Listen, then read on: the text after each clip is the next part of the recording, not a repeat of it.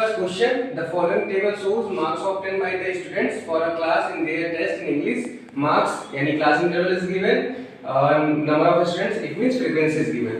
अब आपको इससे हम लोगों ने अभी तक पिछले लेक्चर में या पिछले वीडियो में हमने मीन निकालना सीख लिया था डायरेक्ट मेथड से, और मीन निकालना सीख लिया था हमने एज्यूमिंग मेथड से.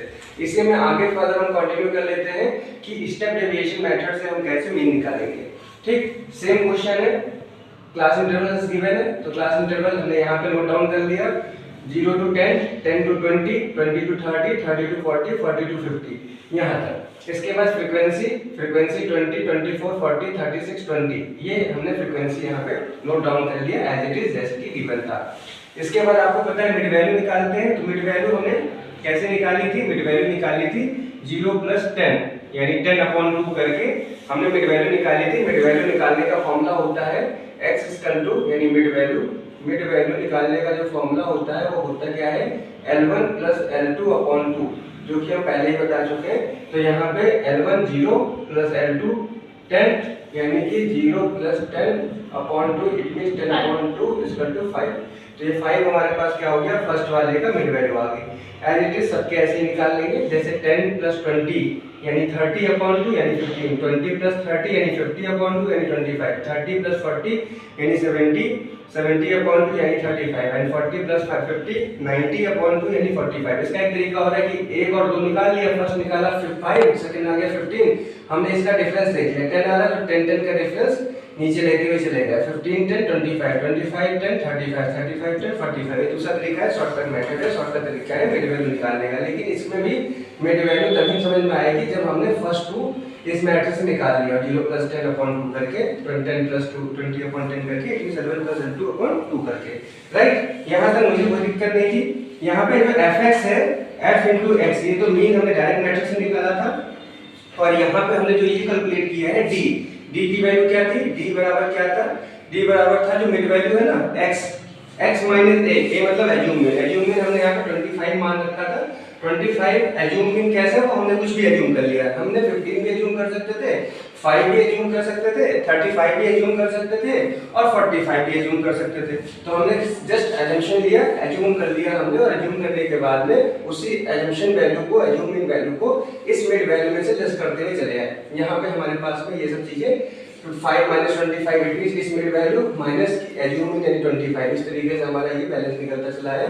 सेकंड वाले में क्या है? 15 - 25, 25 - 25, 35 - 25, 45 - 25 और यहाँ पे वैल्यू निकलती ही चली जाएगी.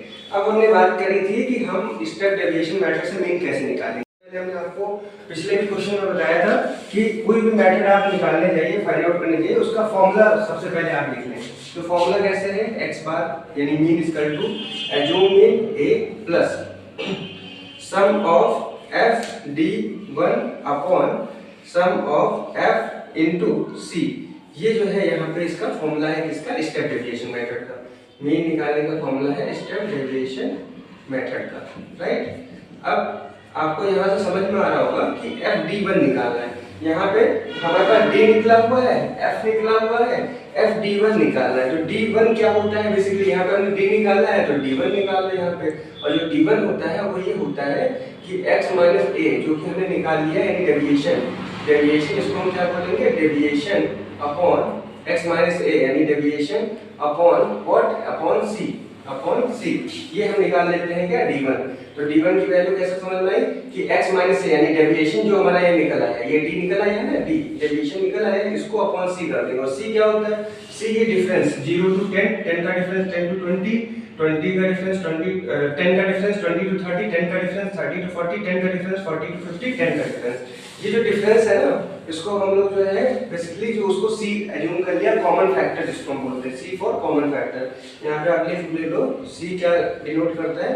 कॉमन फैक्टर को. यहाँ पे हमने देखा कॉमन फैक्टर क्या आ रहा है इस क्लास इंटरवल में? 0 to 10, 10 to 20, 20 to 30, 10 10 का डिफरेंस आ रहा है. तो वही हमारा c आ गया. अब देखो निकाल लेते हैं. -20/10 यानी -2 फर्स्ट का. इसका देखिए -10/2 यानी कि -1. इसका 0 -20/10 सॉरी यहाँ पे -20/10 यानी -1.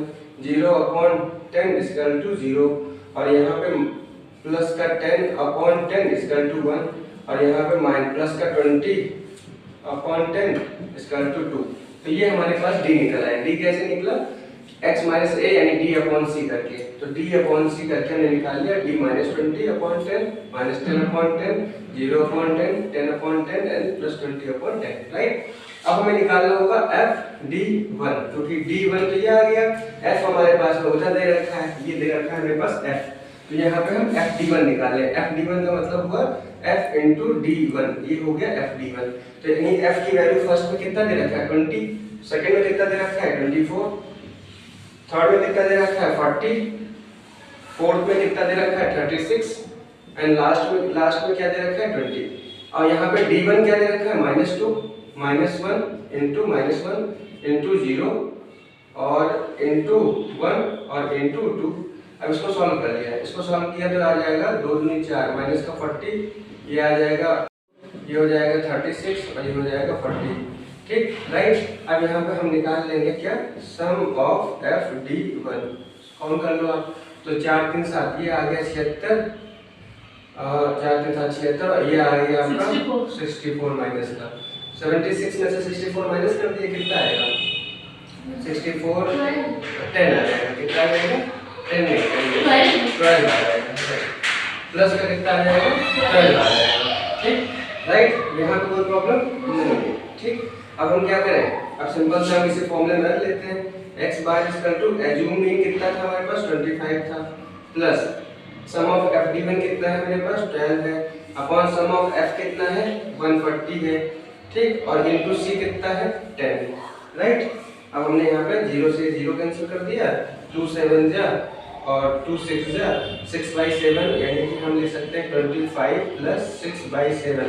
6/7 को क्रॉस किया मतलब 7 को 6 में डिवाइड किया तो कितने का निकला जाएगा, पॉइंट लगेगा 60, 7 में 56, 7 9 63, 8 टाइम में चला जाएगा, 56 4 40, 7 5 35, 5 टाइम में चला जाएगा। और इसके बाद में एक बार आप क्या करो, पॉइंट के अगले स्तर पे 35 40 यानी 5 7 7 49, यानी कि यहाँ पे ये 0.857 लमसम आएगा, इसको बोल लिख सकते हो अप्रॉक्स 0.86। इसका मतलब आप लिख सकते हो आगे 25 प्लस 0.86 25.86 जो आपका मीन निकल आएगा स्टेप डेविएशन मेथड। तो आपने देखा कि आंसर आ गया। अब आपने देखा तीनों मेथड में आंसर जो है सेम रहा था 25.86 दूसरे मेथड में भी, एज्यूम मेथड में भी, पिछले वीडियो में और इसमें भी आपने देखा 25.86, यानी तीनों मेथड से आंसर हमारा क्या आ रहा है सेम ही आ रहा है 25.86।